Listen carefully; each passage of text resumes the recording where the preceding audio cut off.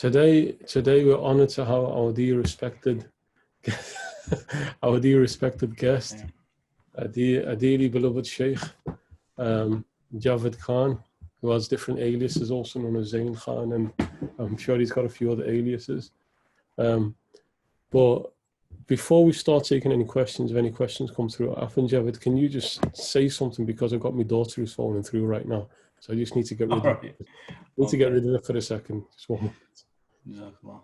So, Assalamu alaikum, everyone. It's good to be here with our teacher, Shaykh Haroon. And hopefully we're going to get through a few questions this time as well. But there was a few things that I just wanted to pick up on from last time, if Shaykh doesn't mind. And one of the conversations that we touched upon was the issue of Quran and various recitations, and the kind of the issue that's been raised recently about raising some doubt as to the how authentic some of the recitations may or may not be, and other people, atheists and other people with agendas, monopolizing on this comment or this thing that has been raised in, I think it was by Sheikh Yasser Qadi, and that was some time ago. I think it was maybe 2 years ago. And more recently, it was brought to life again on a conversation he had with another brother. So if we can maybe expand on that, then that would be great. No, Bismillah. So just before we start talking about it, just to make everybody aware of what's going on here now. Previously, these Q&A sessions have just been myself just receiving questions and answering questions to the best of ability. However, what I've actually pushed Javed to come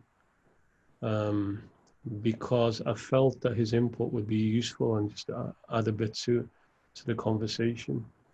So inshallah, we're hoping for a lot to come from Javed. I've known him for almost, say, 25 years or so. Perpetual student, the eternal student. But mashallah, he's got a lot of thoughts that... But you were claiming to be a teacher even back then. True. Mashallah, that's true. Just to let you know that Javed Burhan's joined now, so... Allah, ya Latif. Exactly. We can trial him next week as well, or next Saturday. Yeah. We can have him come on.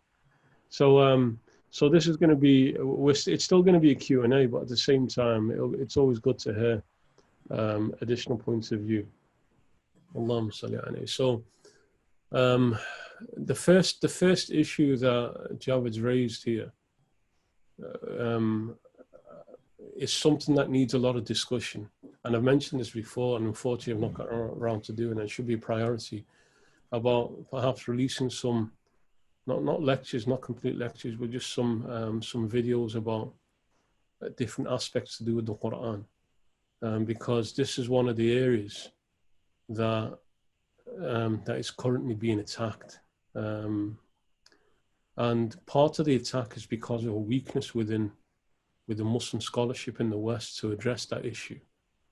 So the issue that was raised about authenticity of the Quran and certain question marks around the qira'at, about different recitations of the Quran. And he mentioned that a well-known personality amongst the English-speaking Muslim world, Yasser Qadi, and some private concerns that he had about it were released and were raised a couple of years ago, and they've resurfaced recently, particularly by Christians who are attacking, and the mode of attack here being through an alleged doubts that Muslim personalities have over the issue of the Quran.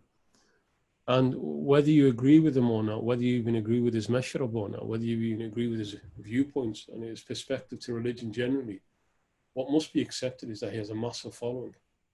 If it comes out that he's having doubts, or he allegedly had doubts, then it raises a real question, because unfortunately the level of the average Muslim is so low now that the smallest little thing can tip a person over, and over here meaning like not just having doubts about his faith, about rejecting faith itself.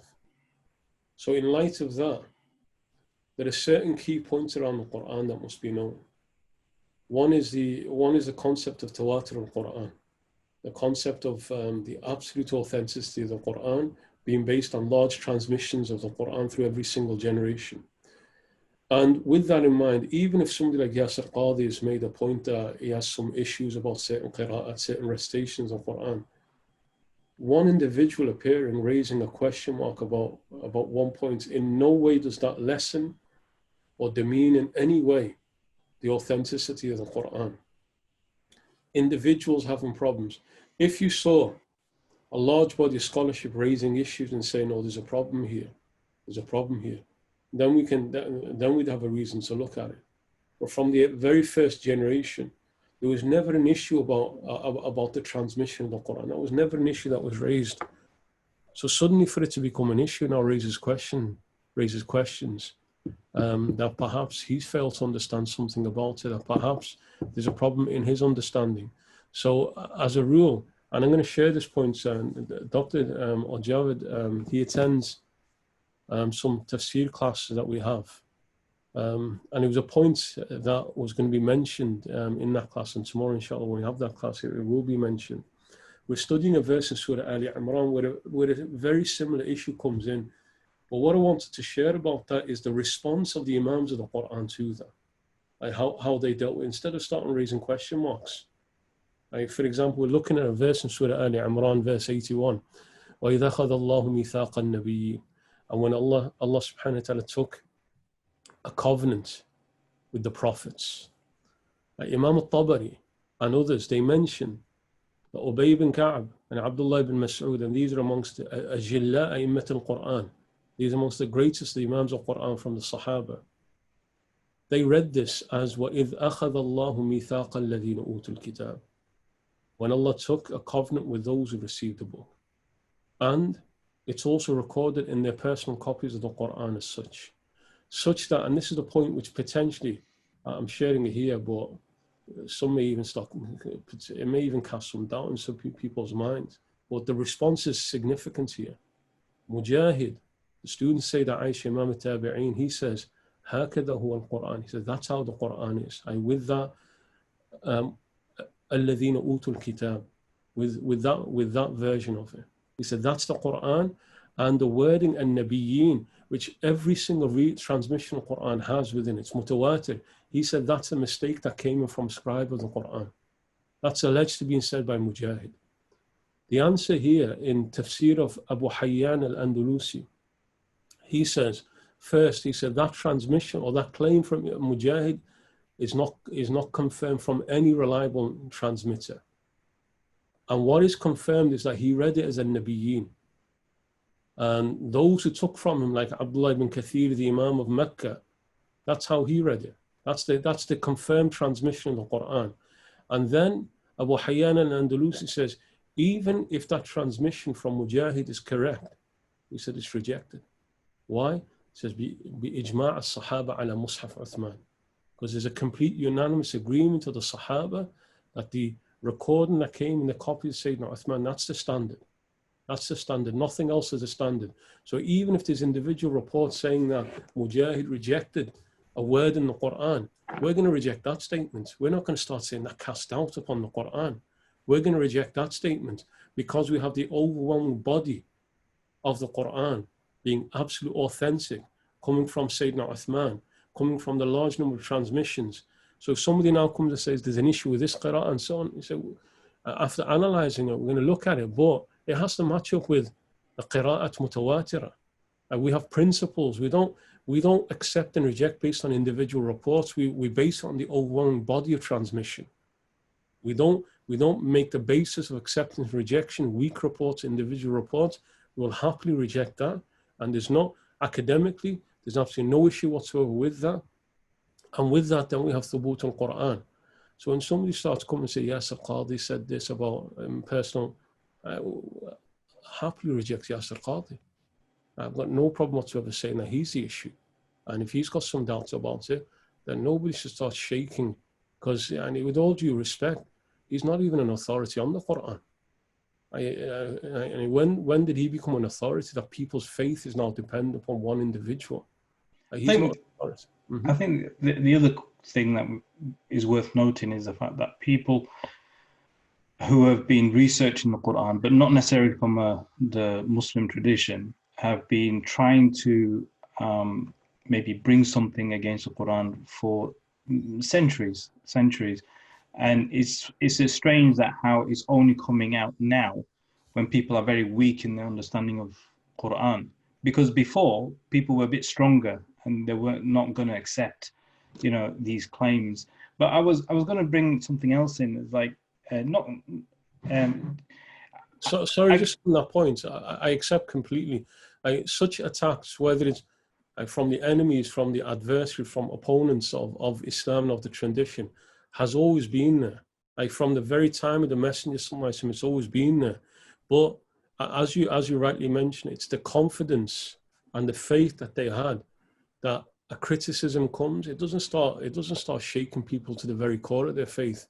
So it's more in contemporary times where people have lost any type of connection to true scholarship and true religion, that now a small little point like that can start shaking people within their faith.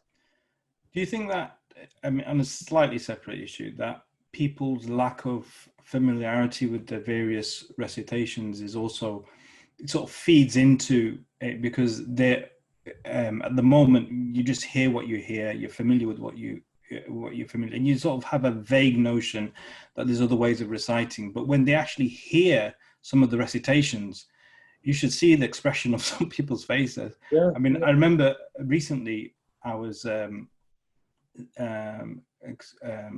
giving an example of Khalaf and Hamza to my dad.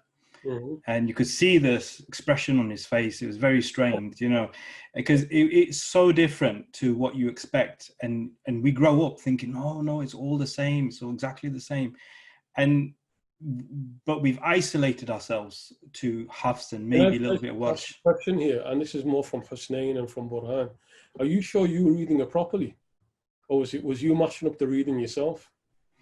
This is a recording, so okay, yeah, but he seems it's uncomfortable because we don't expose ourselves to these things, and I know imams who do try to recite. There's not many, but there's certainly Shaykh Tahir in Muhammad Tahir in Leeds. When he does, he often finds people trying to correct him from behind. But maybe if we recited these and revived these other qira'at a bit more amongst the awam, at least in terms of them hearing it, then it's part of our tradition. It's not something foreign to us. Well, one thing, yes, but one thing about that, like when the ahruf of the Quran, when the 7 variants of the Quran were revealed to the Prophet sallallahu alaihi wasallam, initially the Sahaba themselves, they struggled with it. Like we have the likes of Sayyidina Ubay ibn Ka'ab and Sayyidina Umar, because it was something completely new to them. They were so accustomed to reading it one way. But when the Prophet clarified it, and then also Sayyidina Uthman radiallahu anhu, Jami' al-Quran, when he brings the masahif together, the readings all together in one main copy and the six copies, that was because of a clash to do with readings of the Quran. Like when you have the 2 armies, one from Iraq and one from Syria, they're gathering together at the borders of Azerbaijan, and you have some reading one way in Iraq, and they're not accustomed to the differences.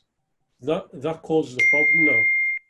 So what we're seeing is that when people, even in that generation, when people are first exposed to it, it causes real problems for them, because in everybody's mind, revelation is one. But then once it's settled and it's understood and it's transmitted, that's almost become ma'aloom min ad-din bil-darura. And up until recent times, from the early generation up until now, it's always been known that there's different ways of reading the Quran. All have been transmitted from Allah subhanahu wa ta'ala to the Prophet, which has been preserved in its entirety. And again, the absolute وَإِنَّا لَهُ لَحَافِظُونَ. Now we are the ones who preserve in the Quran. So we have the absolute guarantee. But then you're right, now we're in a generation when people got no idea about the Quran. And I people think people when they talk about the general people when they talk about qira'at, they think qira'at is reading like Sudais or reading like Shuraim or say Mishri al-Fasi or someone like that, and that's really way off the mark. You know what? You know, I always remember one young lad. He came. We were having some classes in the Quran, and he came and he sat and he said, "I can read the tajweed." It was awful. It was all he thought is that I copy an imam from the haram, so I can read the tajweed. Yeah. All he was doing was copying the style of reading. His reading was awful, but he thought that's the way you read the Quran. So yes, like there has to be more. And the solution is not just getting imams and masjids to start reading with different qira'ats. It's to make people aware that there's different ways of reading it. Because like you said, if imams just start reading and they don't explain what these differences are, and that these differences are inherently part of revelation, these are not just different styles of reading, they're part of revelation, then you're gonna have widespread confusion. And as you rightly said, like people saying that from Morocco all the way to Indonesia, it's already exactly the same with no difference to any copies of the Quran.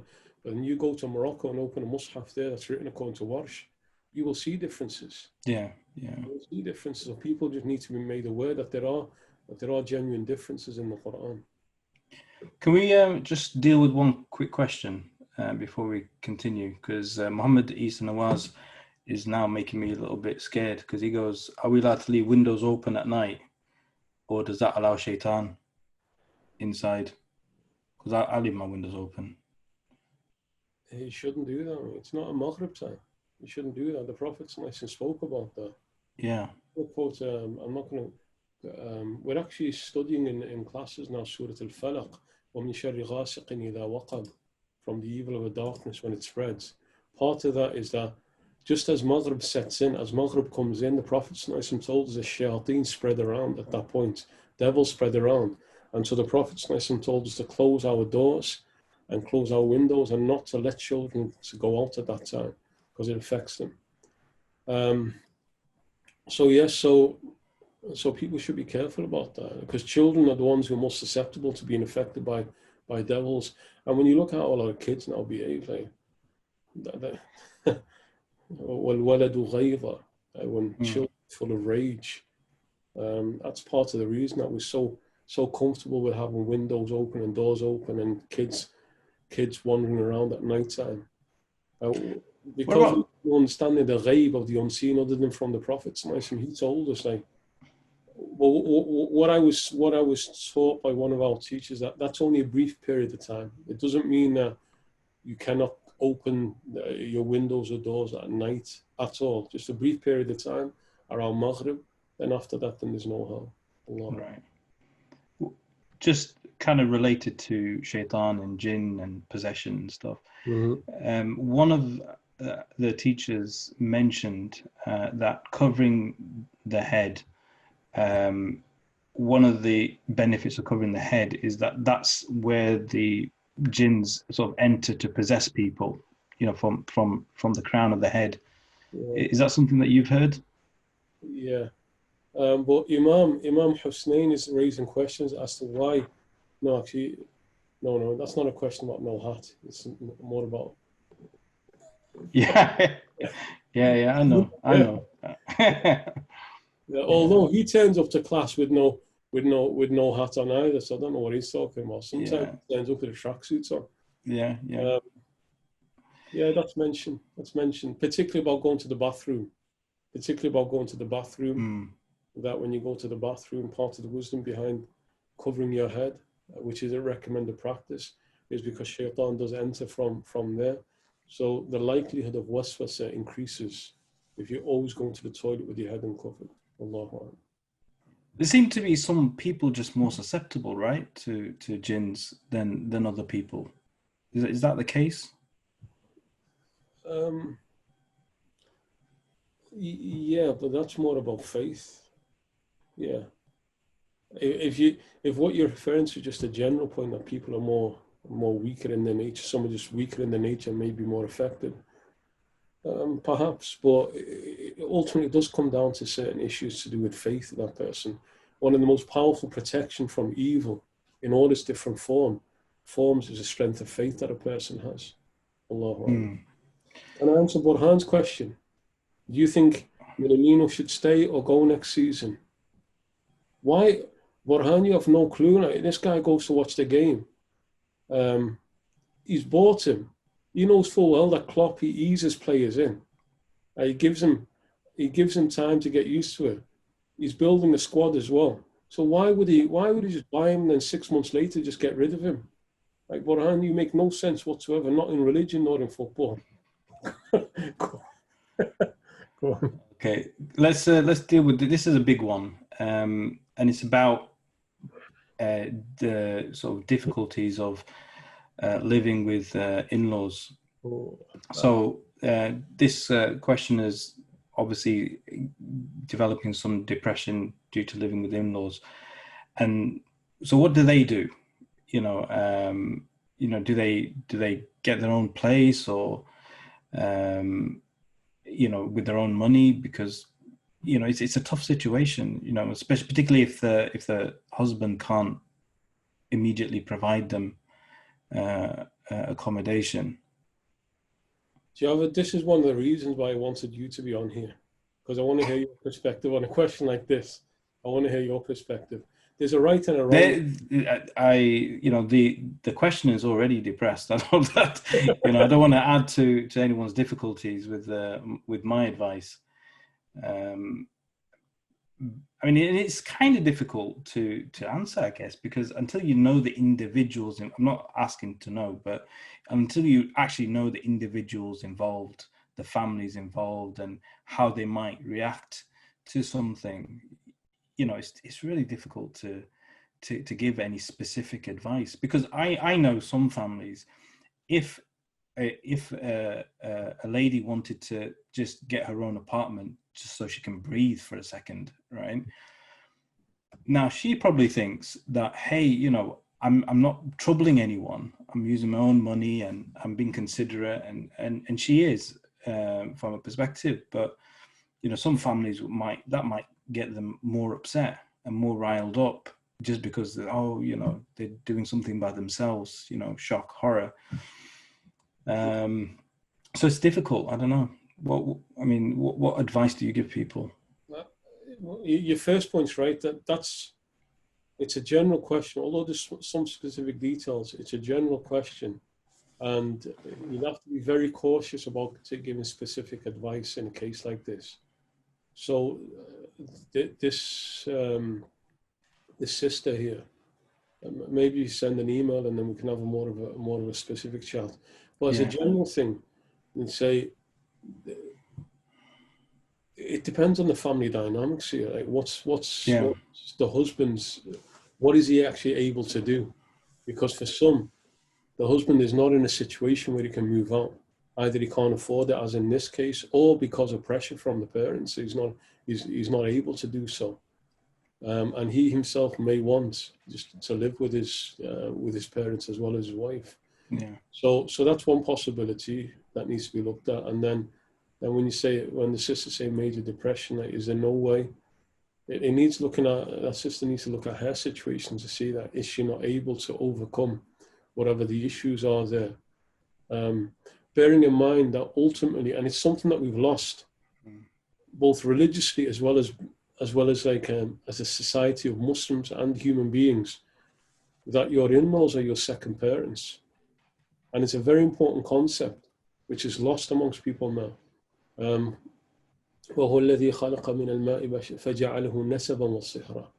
He subhanahu wa ta'ala has made you into family relations and in-law and affinity ties. Even to the point that when there is a talaq or a divorce, they're still your in-laws. You can get rid of your husband, but not your mother-in-law. That's the point, and that's a powerful point, though, that your father and mother-in-law remain your mahram up until your dying day, irrespective of your husband or your wife. They are actual parents for you. That's frightening for some people, isn't it? It is, but at the same time, it's more like, yes, your mother-in-law's giving you the hardest of all times, but what about your mother? Um, is she behaving? And mother-in-laws are often elderly women, and elderly women, men and women, behave in a certain manner. Mm. Um, where it becomes a lot more difficult is where the wife is the one who's targeted, whereas her own daughters are being ignored and the wife is being targeted. Yeah, That's where it makes it a lot more difficult.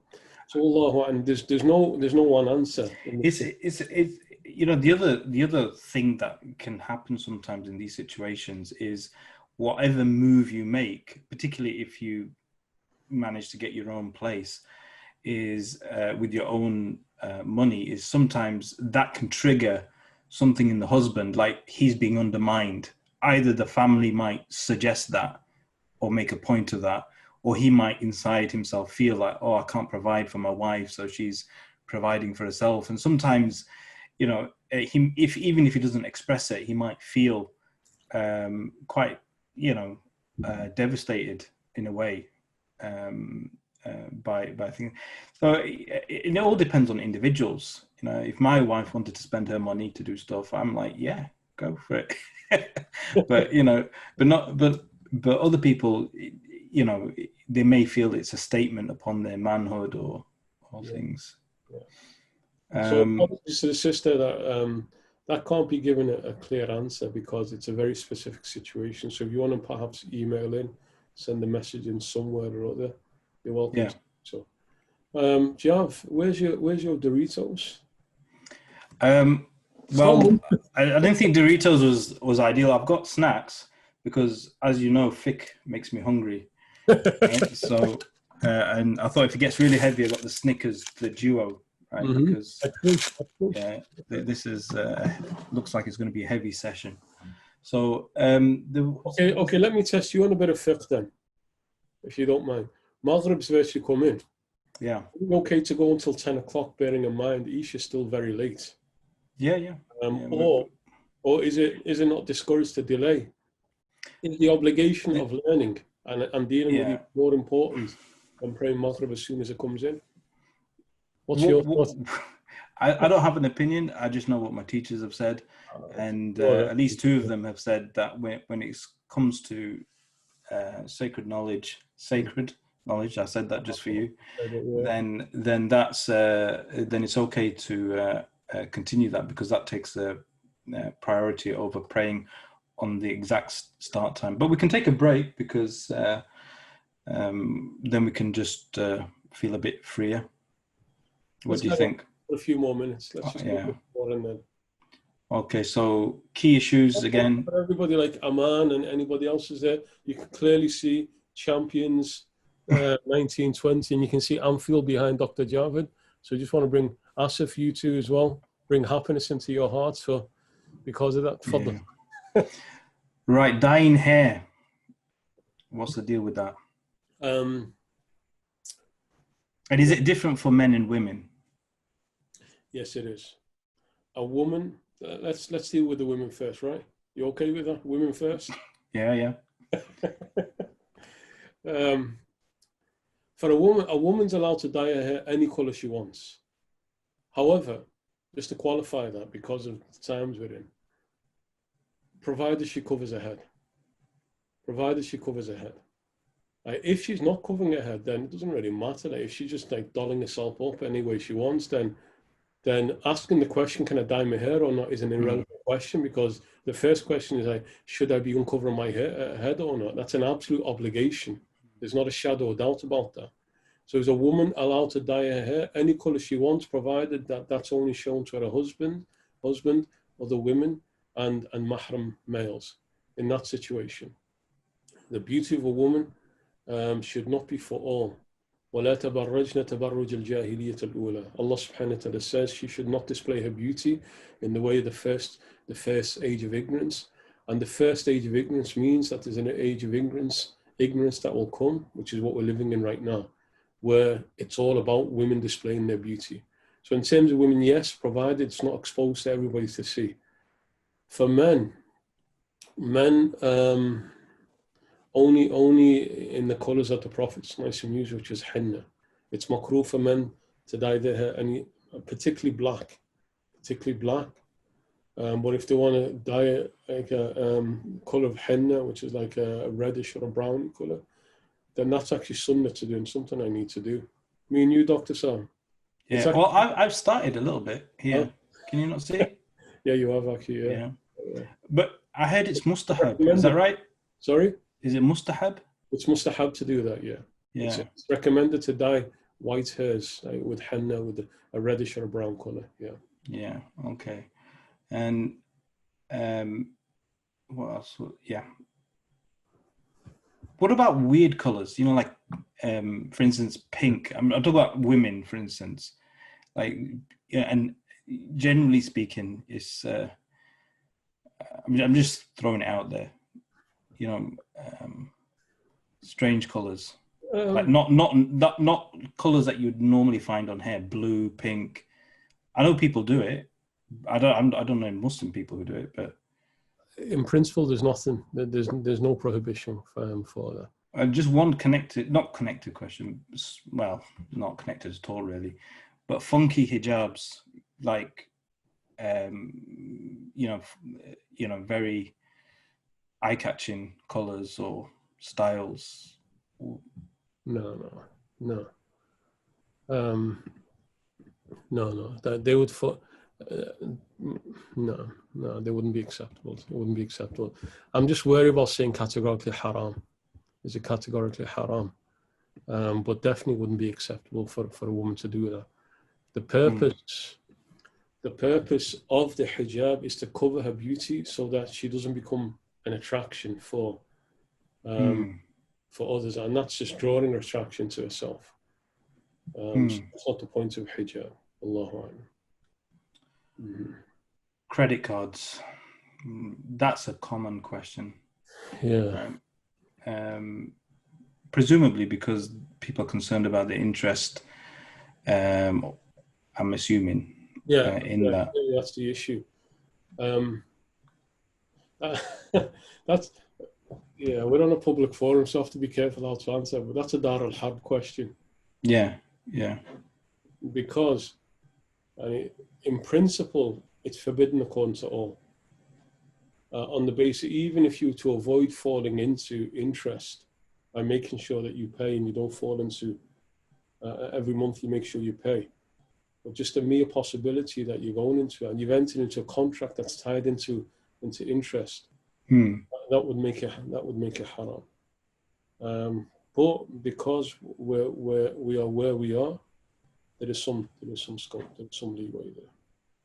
So if you enter into a contract with someone and let's just forget credit card for a second, you borrow some money and they say, pay me back in 6 months. After 6 months, it will be interest on that. And you sign and you agree with that. Would that be a haram and sinful? Yeah. Yeah. And in fact, the verses, final verses that were revealed in the Quran, which is some of the harshest language about interest, was revealed in exactly that scenario, where they used to have a practice where they lend somebody money, and if you fail to pay it after a year, then they'll charge interest on top of that. Because I know, I would say maybe the majority of people think that as long as they don't actually hand over any interest, it's all kosher. Kosher? Halal. I'm giving you bait there. You say halal, I don't know what you're halal. Yeah, okay. And it's from the same question, qurbani, given for a whole animal. So, and assuming he's talking about a large animal, because he's talking about 7 people's qurbani, so 7 shares. So when doing that, does every name have to be specified? I'm just trying to find an answer. The answer is no. Names don't need to be specified. Shaykh Saleh, one of our teachers, Shaykh Saleh, he actually sent me something on that recently. Some research that he did, but I think he listed out more than 20 evidences or proofs as to why the name doesn't need to be mentioned. So even though it's such a common thing that you must give the name of that person, said in the process of tawkeel, once you've handed over the money and you've authorized that person, then he's doing it on your behalf. So there is actually no reason, or there's no obligation that the name has to be mentioned. It just the person is sacrificing, as he's doing it, he's sacrificing the name of those who authorized me, or for those who authorized me. Wallahu a'lam. I'm trying to find it, but I'll share it perhaps next time. Yeah. There are clear hadith when well, perhaps the best example is that the Prophet sacrificed on behalf of the whole of his ummah without names being mentioned. Right. So, Wallahu a'lam, it's not a requirement. We've got another sort of questions to do with what we started with in terms of styles of recitation of Quran. Maybe we can do a separate session one time, going in detail, explaining the various recitations, who the qaris are, who the rawis are. I think maybe that might be a good thing. But he's asking, or sorry, not he, anonymous attendees asking, if the various styles of recitation change the meanings of the Quran. I know when Husnain recites it changes, but you know, I'm assuming they're meaning, you know, legitimate reciters. Yeah, he accuses me of being an illegitimate reciter, claiming that I read it out of my nose and not my mouth. Yeah. Although there's some truth to that. Just before that, I'm just the points before that. So I think there's a sister asking about the tafsir classes. Yes, they are going on, and in fact, we restarted it yesterday, and I wasn't aware that the emails were not going out. I wasn't aware of that. So yes, they are. So inshallah, I'll remind them to send out the emails. So yesterday we introduced Surah Al-Falaq and Nas, and today we started Surah Al-Falaq. So in answer, where are we?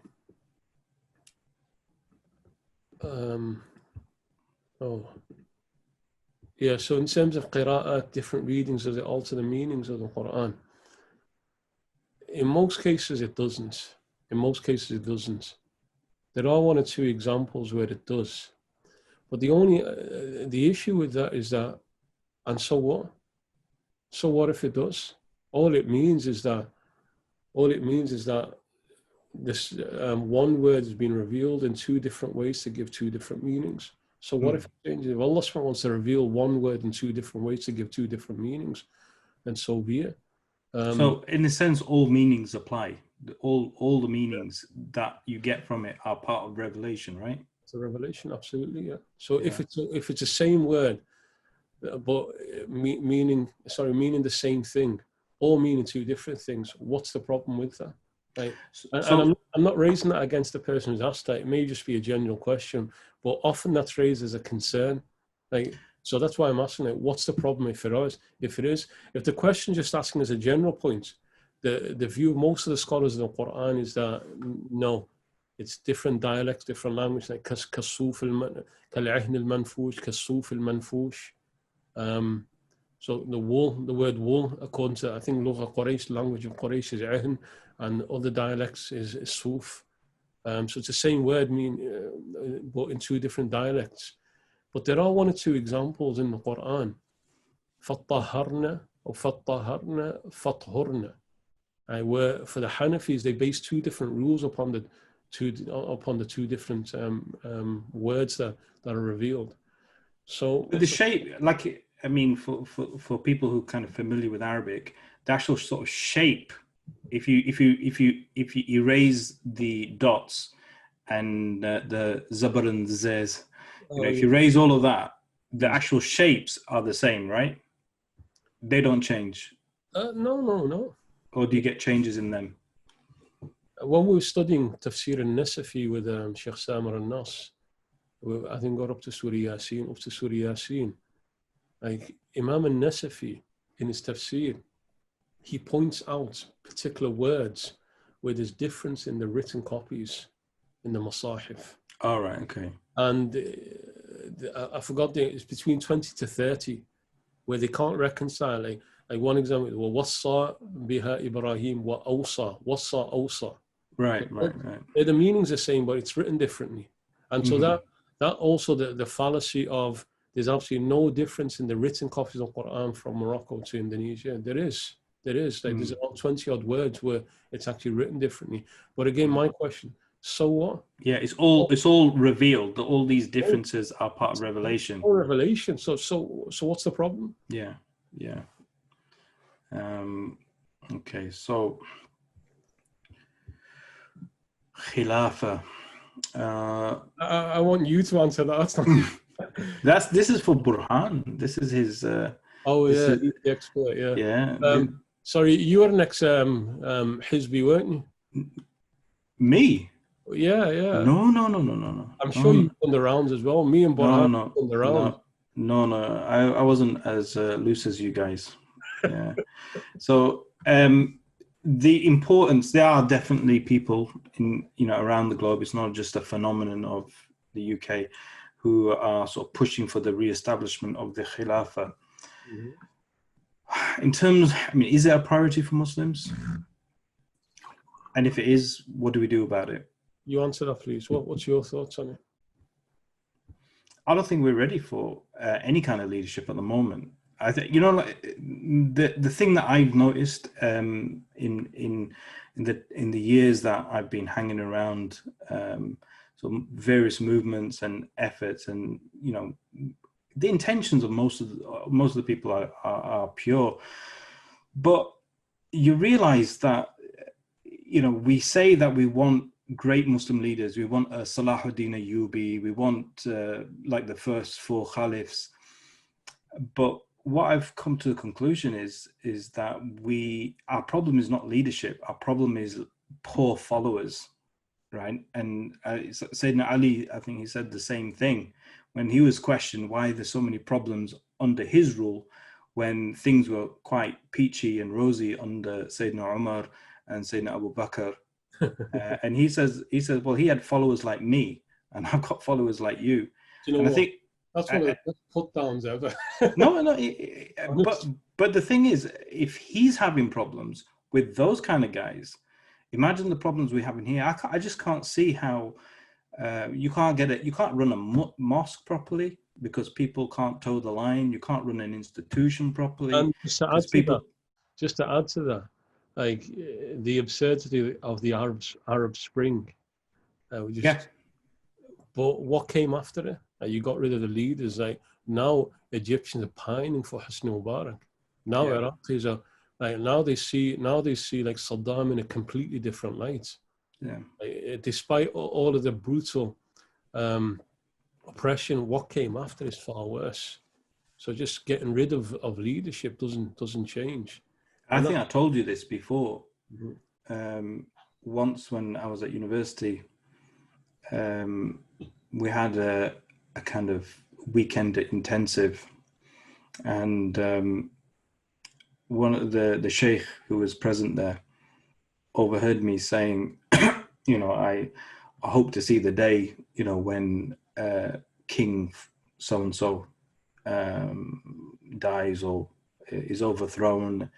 And he said, well, I hope they survive, right? And because whatever will come after will be worse.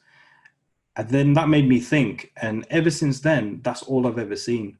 I remember when the very first news reports of the Arab Spring came, you had a dark feeling inside that this is something terrible, even though nothing terrible had quite happened yet. Yeah. And I think that's the biggest issue. And you can't establish the Khilafah until people are ready for it. And people are not ready for it. And if I was going to guess, I just don't think it's going to come back until Imam Mahdi comes.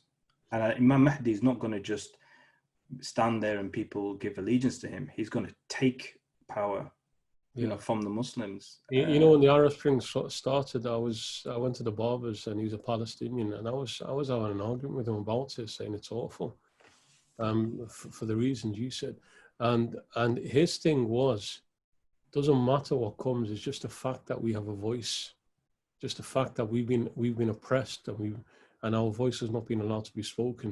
He said it doesn't matter what comes after. He said in our eyes, he said we just need to say something. But I think that's the problem with Muslims, is that they feel that they want their voice to. I mean, that's something that comes from the nafs. I know, I understand that people are having a terrible time, but in the short time that when I visited some Arab countries, yeah, they're not having a great time of it. But compared to what happened, Yeah, that was like Jannah. absolutely. Yeah, if you But kept your head down, the final point on that is we should all wish and desire to be living in a Muslim land, and we should all wish to be in a Medina. But the reality is, for most of us, we couldn't live in Medina. Like we could, Medina, when we read about the life of the Prophet Sirah, it's almost like this utopian reality for us. yeah. Most of us, we could not give up our comforts of life. We could not. We couldn't. I question about mortgages and credit cards and all of that time.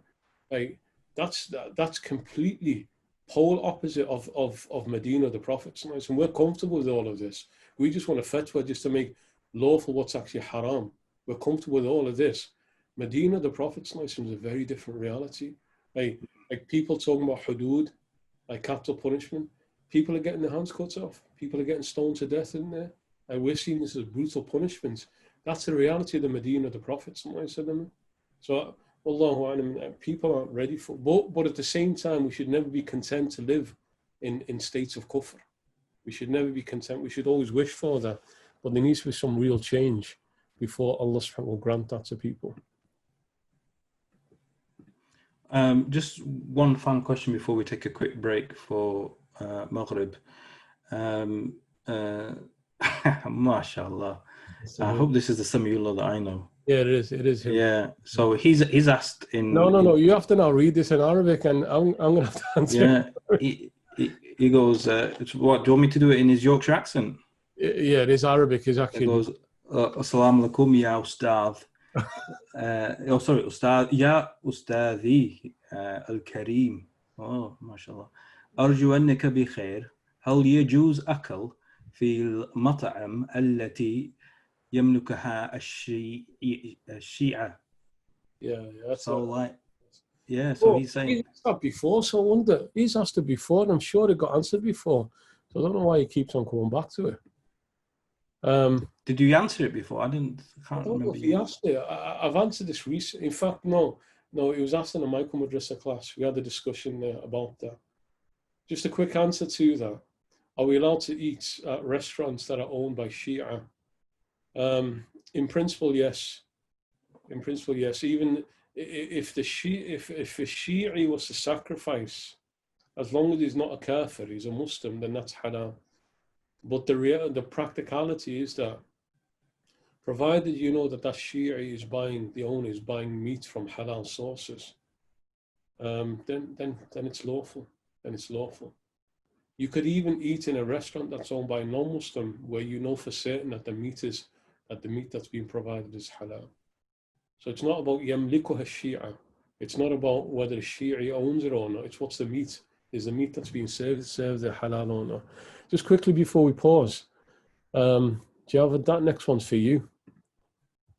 My Yeah. Okay. For those who don't know, Javed he's a dentist by trade, and he's a sheikh. He's a part-time amateur sheikh as well. No, I'm not part-time anything. But yeah, it's an interesting question that. But let's break for a few minutes, inshallah, for Maghrib, and then we'll try and get a few more of these answered, inshallah. All right. So inshallah, while waiting for Javed to return back, let's just continue some of the points, and particularly I'm going to refer back to some follow-on comments or questions of what we discussed before. Javed, you there with us, Sheikh? Yeah, I'm here. Just waiting for the video to start, but we can continue. So I was just looking down at some follow-on points. So just to close off, more important than that. May I ask football rights a question? Marhaba, you're welcome to do so. We've got a couple of experts here on Liverpool's chances next year. Nothing to worry about. It's all good for Liverpool.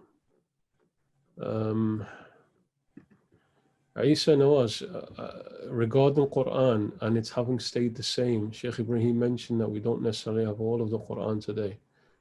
Some is lost. I may have misunderstood. Is that true? I hope to God you've misunderstood that. Like, if what it means that some is lost, i.e., after the Prophet passed away, nothing's lost of the Quran. Well, what that seems to be speaking about is what's termed as mansukh al-tilawa, that there were verses of the Quran that were revealed, not lost, nothing's lost, that were abrogated, that Allah subhanahu wa ta'ala instructed to be removed from the Quran.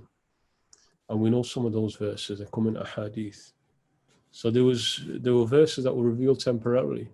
And again, the same as Torah and the Injil and Zabur, that's revelation.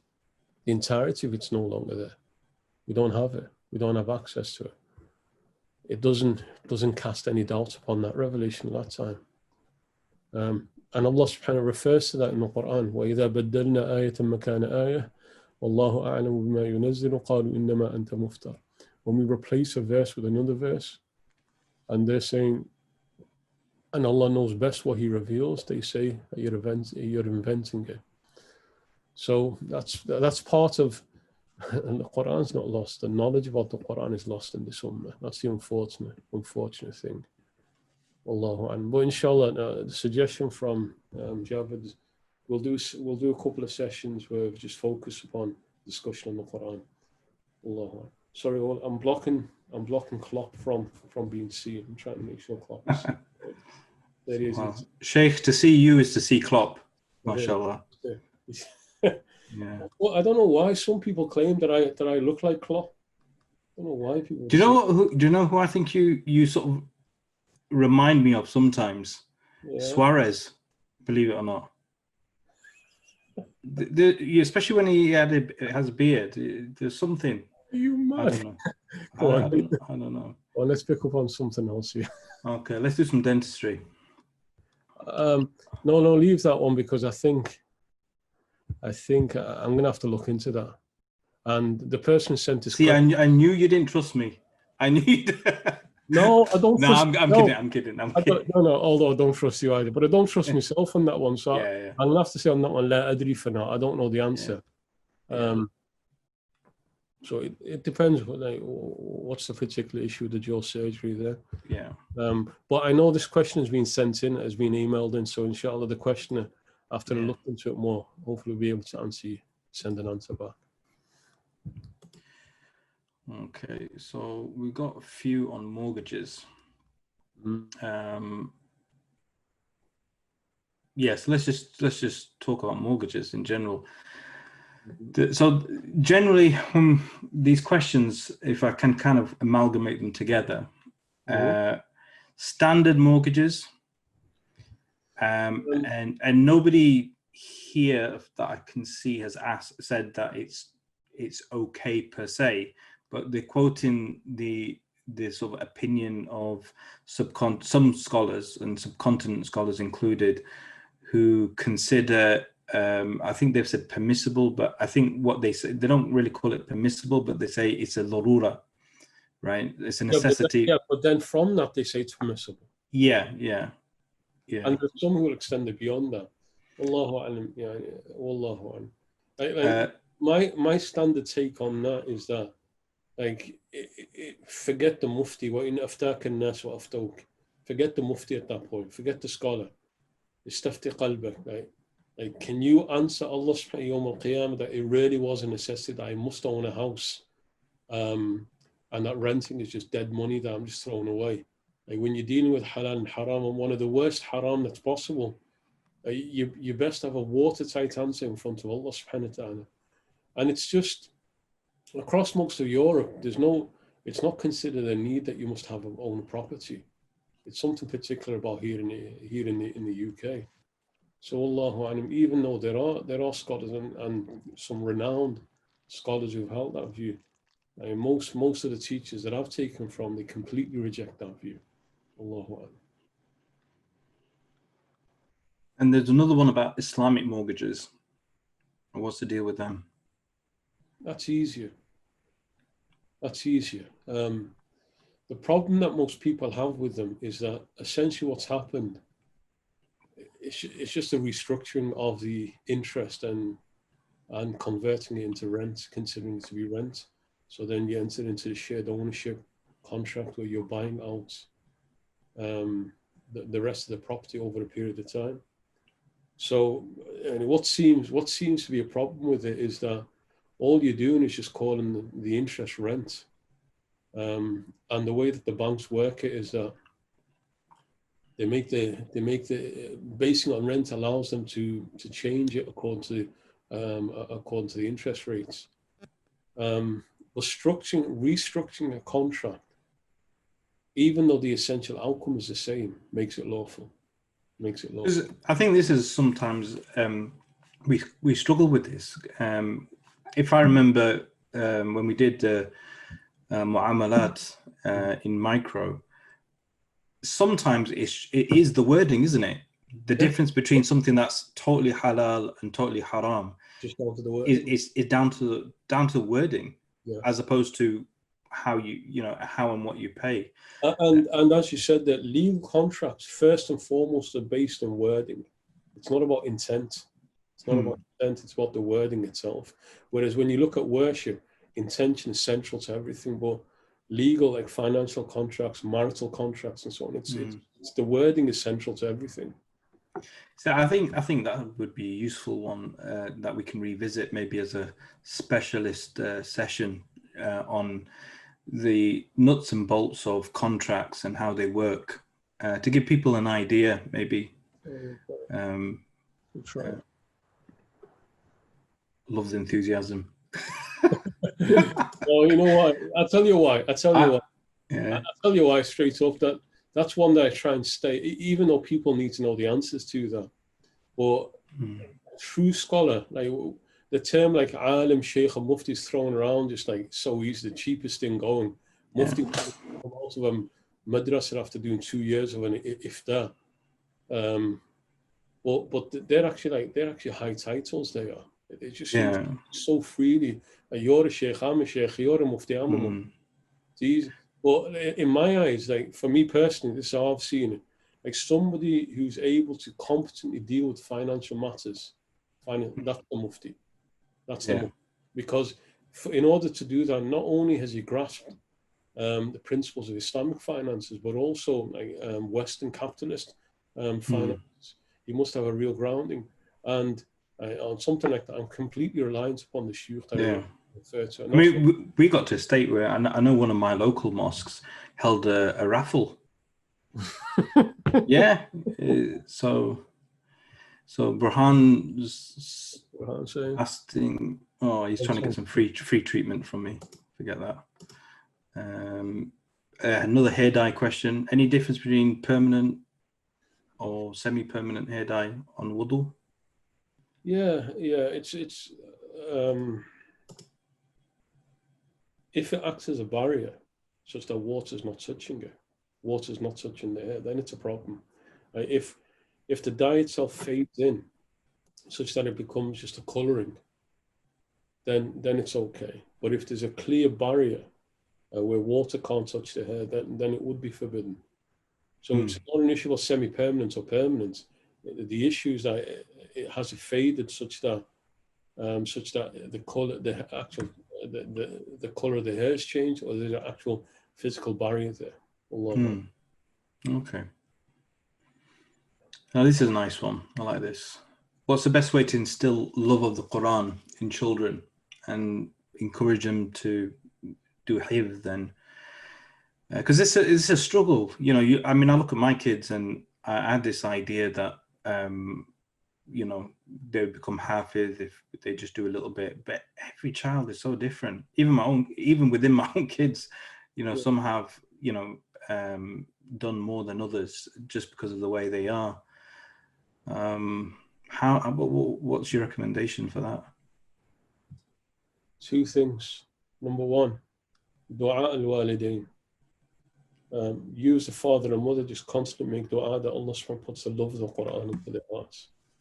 And that's the most effective thing that there is in terms of rearing your child, is dua al-walidain. the most powerful way of raising your children in this age we're raising a child is it's more than a nightmare. We're often you are the least, the most insignificant influence on your child. Yeah. Particularly when they get to a certain age, where everything else has influenced the child except for you, but you still have the power of dua, and the dua of walidain, of father and mother, is the most powerful. Don't ever belittle your dua as a father or as a mother. Well, I actually homeschool my kids, so they don't realize this, but they still think I'm amazing, right? But when they grow a bit older, when they actually leave the house, they'll suddenly. How have you managed that? Because they stay in the house, so they haven't really met many other people yet. So lock them in. That's it. So yeah, they think I'm amazing. The second thing, and this is something from Shaykh Haroon, and he says, to instill anything into your children's hearts, like love of Allah, love of the Prophet, love of the Quran, love of prayer, and so on, right? They have to see you for you. They have to see clear signs of love from you. They have to see that from you. They have to see that you're sat there reading the Quran and you kiss the Quran, you honor and respect the Quran. Like you're always trying to read it. You're not sat on your phone all the time, but you're engaging with the Quran. They have to see that attachment to the Quran from you. Allahu Akbar. Yeah. And I think that's the thing that perhaps we're guilty of as parents, is not actually throwing ourselves into the understanding and the learning and the recitation of the Quran. I guess kids know what you're interested in. They can pick it up. They know that you like your phone, so they want to play with your phone. And if we showed that interest with the Quran, then they would naturally incline to it. At least you can hope, inshallah. Just to move on, I want to jump ahead, and I'm throwing this to you, Dr. Sal. Do women have to do housework? They don't have to do a great deal, but there's fiqh and there's trying to get on with people, right? And if you want a happy life, you need to start looking beyond just the absolute minimum things that you have to do. Just think of it from the point of view of working. When you're working in your work environment, which colleagues do you like the best? You like the colleagues who just do their work, they do it well, and they don't do the bare minimum, right? Because they're not ever looked upon favorably. And this is a relationship like anything else. And you just kind of have to come together and make the house work. I'm not saying do housework, but you got to make the system work. And look at any couples that have a successful long-term marriage. All couples who have a successful long-term marriage, they do more than the bare minimum for each other. The same way as you do with your friends. You don't have any obligation to your friends. You don't have to call them. You don't have to feed them and put on a nice spread for them or take them to a restaurant, and you don't have to do any of that, but you do because it's a sign of the love that you have for people, and the more you do for each other, right? So it's not just about women doing housework. The more you do for the family, then there's barakah in that. And we can look at fiqh, or we can look at what people like Sayyidatuna Tuna Fatima radiallahu anha did, and she was in charge of the house, and Sayyidina Ali, was in charge of, everything outside of the house. So, we need to take our cues from successful marriages and couples and how they made it work. Sorry, Shaykh. No, Karen, I love it, mashallah. Well, that's the reason why I've got Javed. I want to hear stuff like that from him, because he's a man not only of knowledge, mashallah, he has knowledge, but he's also got life experience as well, which is very important in these type of issues. There's a textbook answer. When the likelihood is that's a sister who's asked the question. So when that person asked the question, if now we just say, no, there's no legal obligation, which is the answer, there is no legal obligation. What does that now mean? That just like down the tools at home, say, I'm not doing anything. then if a woman's going to start saying that, then I'll say, okay, now your husband says back to you, Bismillah, here's my second wife. She's doing the housework instead. Are you going to cry at that point? Or the husband turns around and says, it is my legal right that I can prevent you from leaving the home. You are a sinner if you leave the home. Because a woman cannot leave the home without the permission of her husband. So now he throws that back at her. And so like, if people are living based on the edges of the law, which is what essentially this is, the edges of the law, then it doesn't make for a peaceful home. It doesn't make, and the home is litaskunu ilayha, so that you find contentment and peace and happiness with her. And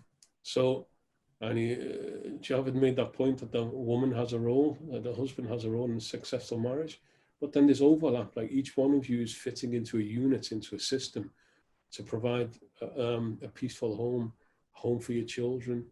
It's not about he has authority over her. It's that you're working together as a team. But then in the end, الرجال قوامون على النساء, that men have the authority over the women. So there's no legal obligation, but that's the best of women, they did that. But at the same time, the best of man, sallallahu alayhi wa sallam, kana fi khidmati ahli. The best of all men, sallallahu alayhi wa sallam, he would serve his wives. Wallahu alayhi. I think you mentioned we did a few sessions on marriage, and it was probably one of the most depressing courses that we did, which took me by surprise. And it is sad, and I feel bad for the people who came and expressed. It must be hard to kind of say what they had to say about their own particular problems. But when I was at university, doing a marriage course was a slam dunk. Do you know what I mean? People would come, they would be excited. We'd do the marriage talk, and they would go away with a nice, warm, fuzzy feeling about, their future marriage. Now it's really heartbreaking listening to some of the difficulties that people are having to contend with. But one of the things you said in those sessions was probably the truest thing you can say, that if you're going to have your marriage, if you're going to run your marriage according to the Sharia, you're going to end up in divorce. Yeah.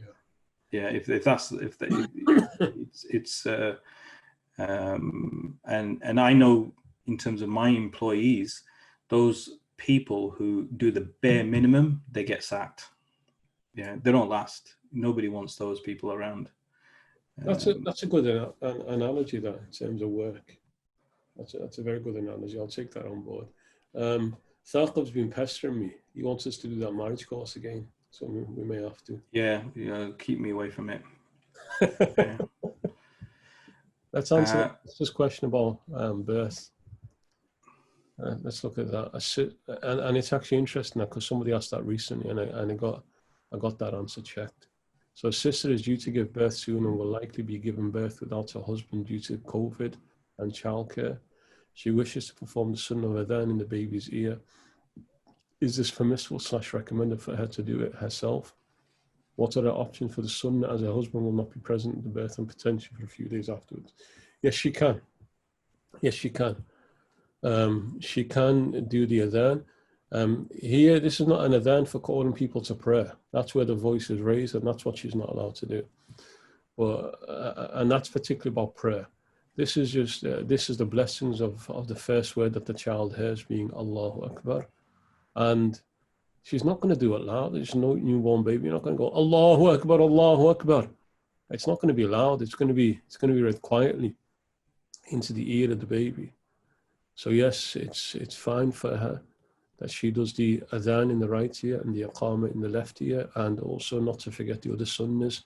Have a date ready, do the tahniq, so rub the date very gently. So make sure that the sunnahs are fulfilled. Allahu A'lam. There was one. I'm trying to find a question. In fact, while I try to find the question, Burhan's asking Yes. There's, if this is a hadith, لا تحقرن صغيرا إن Mm. الجبال من الحصى. من الحصى لا تحقر. حصى.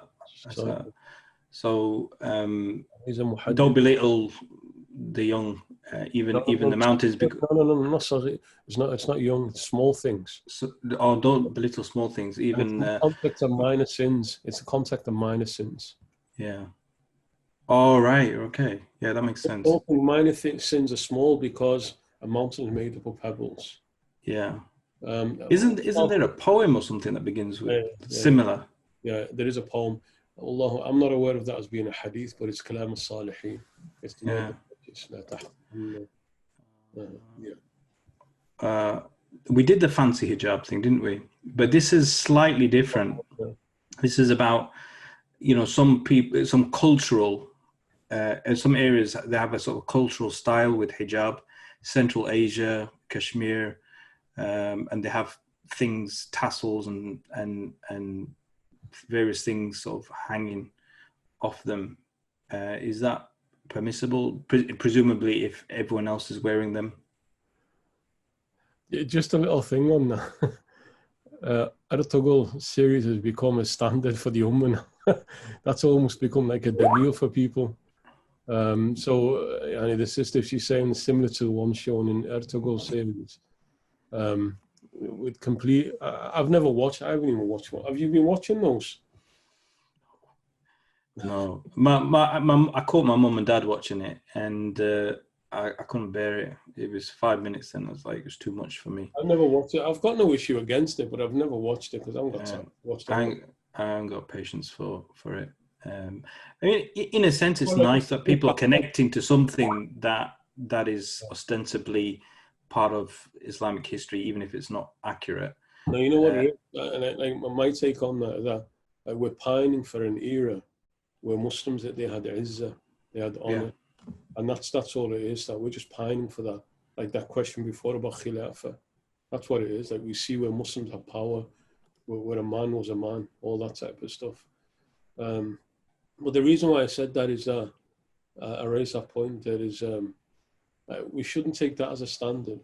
So even if the women are wearing it in there, like, is that historically correct? And even if it is, that itself is not a basis for it. Like the sister mentioned that in some rural parts of Kashmir, that there are women who dress that way. That's not the standard. You know something about, I mean, I don't want to put a downer on it, and it's not something that's been floating around in my mind until it's just in general about film and TV, particularly where the actors are of a Muslim background or Muslims, is they're clearly doing stuff which is haram, right? And I don't mean like in the obscene sense, but there'll be contact and there'll be this and that, and they may say and do things which either get them married inadvertently or something. And as viewers, and this is like from the as Muslim viewers, we sit back, and those of us who enjoy it, are we not applauding something that is essentially sinful? And again, not film in itself, but these are Muslims committing something that we would, under Sharia wouldn't be acceptable, right? I mean, is that not something to think about? It's just, it's something that needs to be thought about. Yeah. Okay, no Ertugrul then. Okay. But Han's asking a question: will there be any classes starting up soon with Dr. Javed? I've heard I've heard on the grapevine he has a lot to offer. No, Javed's refusing. There'll be none. That's my contribution to the Ummah. Is that that is not teaching. Yeah. Okay. I'm keeping my dodgy opinions to myself. I think he's also asked a dental question. Salam Sheikh, a dentist question: can receding gums ever be reversed, and what is the best remedy for receding gums? So this is a Q&A. I don't think it's about dentistry, but you're there, so want to help out? It depends. It depends. There are treatments where in some cases you can do some surgery to replace the gum line to where it was, or in a more favorable position. but not in every case. And you'd have to kind of look at the specific situation to give a more detailed answer. But there's hope. There's hope. But even if you've got recession, it doesn't mean your teeth are necessarily going to fall out. You know, so the best thing. Who asked that question? Was that Burhan? Oh no, it's anonymous. Oh right, okay. So I mean, I don't mind giving more detail, but I'd need to know more detail about the specific case. So sometimes you can, and it would require a bit of gingival surgery, and sometimes you can't. But you shouldn't necessarily think that, you know, my teeth are about to fall out. There are ways you can control it from getting worse. Sorry, we've got 2 minutes left. So Burhan's also asking a very important question. Would the Honourable Trendy Sheikhs recommend shopping from Shukr clothing for my next thobe and kufi for a more religious look? I don't know. Again, anonymous attendee said you received the email from Greensville saying the tafsir classes are finished. They haven't finished, and I don't know why it's been sent out. Allahu A'lam. Can we just do the grave question? That's when weeds grow on graves, should we pull them out, or are they useful for the person in the grave? And connected to that, should we place flowers on graves? And with that, at the time of the burial, or maybe later on a regular basis? When weeds grow on graves, should we pull them out, so they're useful for the person inside the grave? What is meant? I don't know specific about weeds. What's mentioned is that if the grave is getting dirty and it just needs tidying up, then that's fine to do. Wallahu a'lam. But specifically about weeds, I don't know. Do you know anything on that though?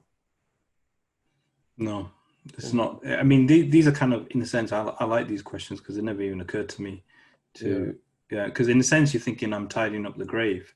But I know what the question is probably thinking. It's tasbih. Yeah. Even weeds will do tasbih, right? Yeah, this is Nikki Williams is agreeing with us.